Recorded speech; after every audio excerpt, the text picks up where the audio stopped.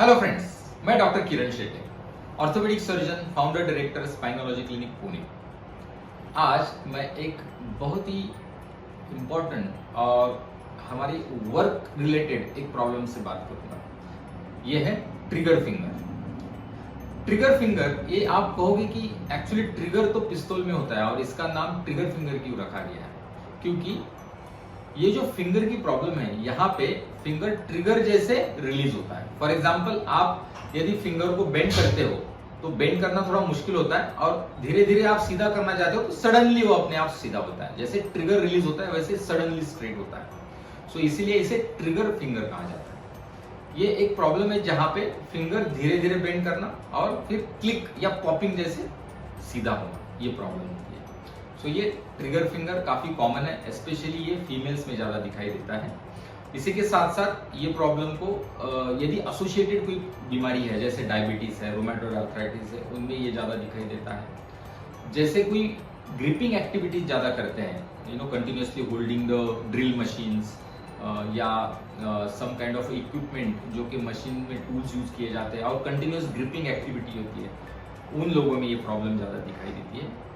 और इसी के साथ साथ जिन में यहाँ पे इंजरी हुई है जिन पेशेंट्स को हाथ में, तो उनका यदि हीलिंग प्रॉपर नहीं हुआ है तो उनको भी ये दिखाई देता है। तो ये ट्रिगर फिंगर जो प्रॉब्लम है, इसमें यूजुअली पेशेंट्स आते हैं कि मॉर्निंग में सिम्टम्स लेके आते हैं कि सुबह उठते ही उनको थोड़ा स्टीफ लगता है, हाथ मूव करना स्टीफ लगता है। और ये सिर्फ एक फिंगर में होता है ऐसे नहीं, ये मल्टीपल फिंगर में एक ही बार हो सकता है। इनफैक्ट थंब में भी बहुत बार होता है। सो एट अ टाइम ये दोनों हाथ में हो सकता है, एक फिंगर में या मल्टीपल फिंगर्स में भी हो सकता है।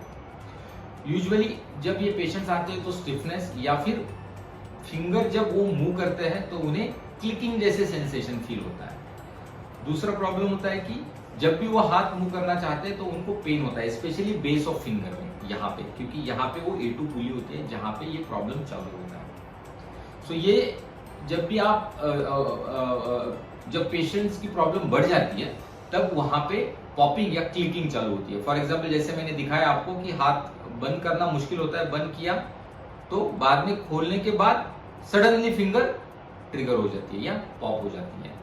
देन मूवमेंट्स रिस्ट्रिक्ट हो जाती है या फिर कंटिन्यूअस दर्द होना भी चालू होता है।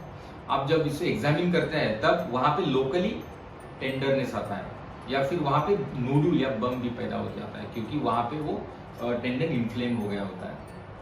तो यूजुअली टेंडन्स ये एक स्ट्रक्चर है जो कि मसल को बोन के साथ अटैच करते हैं। तो मसल के बाद टेंडन बनता है और वो जाके फिर बोन को अटैच होता है। सो व्हेनेवर आपके टेंडन में कोई इन्फ्लेमेशन, और टेंडन को प्रोटेक्टिव शीथ होता है, टेंडन को प्रोटेक्टिव शीथ होता है जो बेसिकली साइनोवियल शीथ होता है, ताकि वो टेंडन है वो प्रोटेक्टेड रहे और बहुत बार वहां पे ग्लाइड होने में वो शीथ हेल्प करता है। स्पेशली फिंगर्स में और फुट में ये मैकेनिज्म बहुत बार दिखाई देता है कि टेंडन शीथ होते हैं ताकि उनका ग्लाइडिंग जो है, जो मूवमेंट है, मोशन है, मूवमेंट है, वो इजी हो जाए। और ये मूवमेंट्स को इजी रखने के लिए और टेंडन्स को जगह पे रखने के लिए जगह जगह पे पुली बनाई जाती है और ये नेचुरल एनाटॉमिकल स्ट्रक्चर्स होते हैं।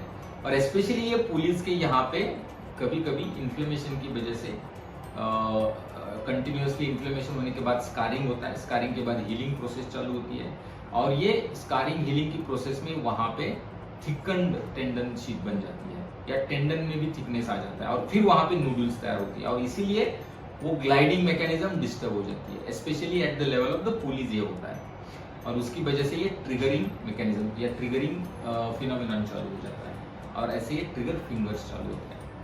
यूजुअली क्लिनिकल डायग्नोसिस इसमें सबसे इंपॉर्टेंट होता है, क्योंकि पेशेंट आते ही देखते ही आपको समझ में आता है कि ये ट्रिगर फिंगर है। अर्ली फेज में जब आते हैं तो इंपॉर्टेंट चीज है कि इसे डिफरेंशिएट करें बाकी कंडीशंस के कंपैरिजन में।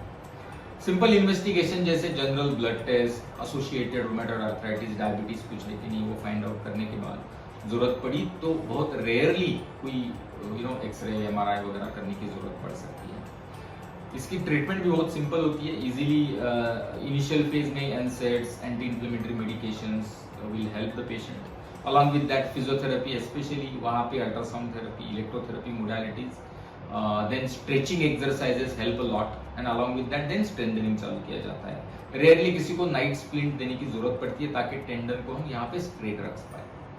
इससे भी रिलीफ नहीं आता है तो इन पेशेंट्स को हम वहां पे एक छोटा लोकल स्टेरॉइड इंजेक्शन दे सकते हैं, जिससे वहां आगे इन्फ्लेमेशन कम होता है और फिर ग्लाइडिंग इजी चालू हो जाता है। एक बार ग्लाइडिंग और इन्फ्लेमेशन कम हो गया तो gliding becomes very easy, and वो नोडुलर जो स्वेलिंग है वो एक बार कम हो जाता है तो gliding can become normal. Then patient continuously exercise stretching करता रहेगा तो वापस वो नोडुल वहां पे पैदा नहीं होगा।